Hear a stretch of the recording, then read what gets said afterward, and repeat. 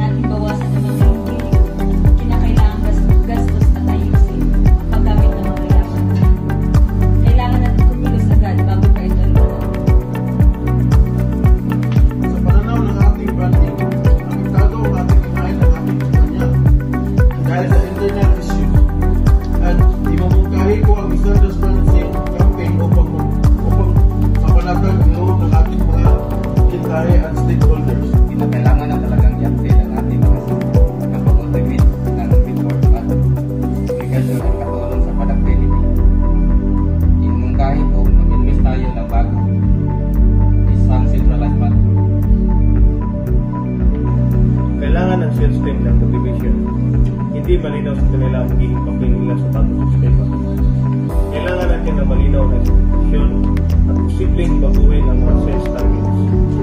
Minamakahay ko na bumuo tayo ng panibagong IT sa gobyerno sa sentro ng accountability at malinaw na komunikasyon sa pagitan ng mga departamento. Nag-explain ka tayo sa coordination sa logistics. Madalas, hindi tugma ang schedule at operasyon sa delivery. Mas maayos na pag-i-schedule at pamamahala sa bodega ang solusyon nito.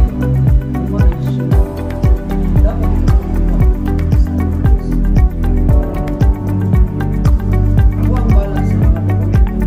Ikaw may iwasan. Ako sa inyo mga organisasyon. Narito ang ulat. Una, sina Ginang Santos at Ginoong Navarro ang mangunguna sa restructuring ng systems at operasyon. Pangalawa, ang HR, ang legal, ang paghahanda ng bagong organizational structure at abiso sa mga empleyado. Tatlo, finance at ang gagawa ng update at budget plans. Pang-apat, sales at marketing.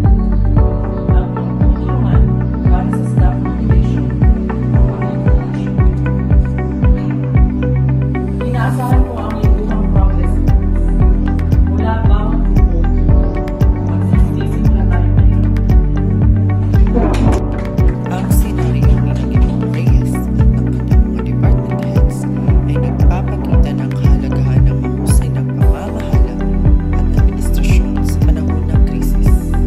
Ipinakita ng pamunuan ang pagiging bukas sa ideya, mabilis na aksyon, at malinaw na direksyon. Mga katangian ng epektibong pamamahala. Samantala, lumitaw din ang pangangailangan ng maayos na administratibong sistema tulad ng malinaw na proseso, komunikasyon, at koordinasyon sa pagitan ng mga departamento. Ang pagtutulungan ng bawat departamento kasama ang pagtalima sa batas at paggalang sa empleyado ay mahalaga sa matagumpay na restructuring. Sa kabuuan, ang administrasyon ang gumagabay sa proseso, habang ang pamamahala ang nagtutulak sa direksyon. Kung sabay silang mahusay, mas malaki ang tsansa ng organisasyon na makabangon at umunlad nito.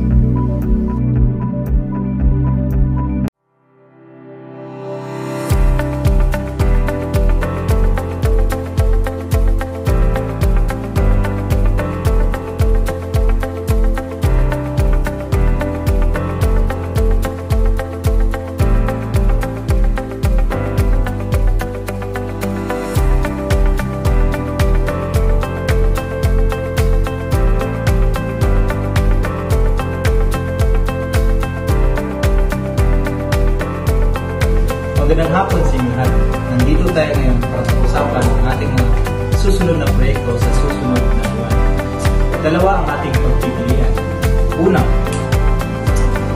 ang Community Outreach Program at ang pangalawa, ang School Fundraising. Ito ang gagawa natin ng desisyon. Tama. Mas mainam na suriin natin ang bawat epekto, kakayahan, oras ng bawat proyekto. Kung pera ang pagbabasilan, mas malaki ang gasto sa outreach, sa pagkain, transportasyon, at materyales. Sa fundraiser, ikita pa tayo para sa future projects. Tama ka, Carlos. Pero ang outreach ay malaking bagay sa imahe natin bilang organisasyon. Makikita ng komunidad na hindi lang tayo para sa sarili natin. Marami sa mga estudyante ay mas interesado sa outreach. May puso sila sa pagtulong. Hindi lang ito gastos, investment ito sa values ng skill. Kung practicality ang pag-usapan, mas madali ang fundraising. Nandito na sa loob ng campus. Ang outreach, kailangan pa ng permiso at partner coordination. Katapusin tayo sa oras. Ito ang summary ng talakayan natin. Una, outreach. Magkaguluhan pero magastos at komplikado. Pangalawa, fundraising. Madaling planuhin at kikita pa tayo. Maraming salamat, Liam. Ngayon, hihingi ako ng opinion bago tayo bumunta. Sige po. Gusto ko sana ang outreach. Pero kung hindi sapat ang ating budget at oras, mas mainam ko sa susunod na buwan natin ito. Sang-ayon ako. Fundraising muna tayo. Makakapag-ipon ba tayo para mas maganda ang future outreach? Basta't sigurado na ako, ang outreach, okay na ako sa fundraising. Sige, basta malinaw natin itong ipaliwanag sa mga estudyante para hindi masira ang tiwala nila. Gagawa ako ng preliminary para sa dalawang proyekto na ito. Okay, decision made. Gagawa tayo ng school fundraising sa susunod na buwan at community outreach naman sa kasunod. Liam, ilista mo in minutes. Nailista na po, Sir Jan. Salamat sa mahusay na diskusyon. Magandang teamwork. At dito nagtatapos ang ating pagtitipon. Ang senaryong ito ay nagpapakita ng isang maayos at makabuluhang proseso ng pamamahala at pagpapasya sa isang organisasyon. Bawat membro ay may kanya-kanyang pananaw batay sa kanilang tungkulin. Ngunit, ang bawat opinyon ay kinilala at pinakinggan. Sa kabuuan, ang senaryo ay sumasalamin sa tunay na diwa ng epektibong pamumuno, responsableng pamamahala, at bukas na komunikasyon, mga haligi ng isang matagumpay na samahan.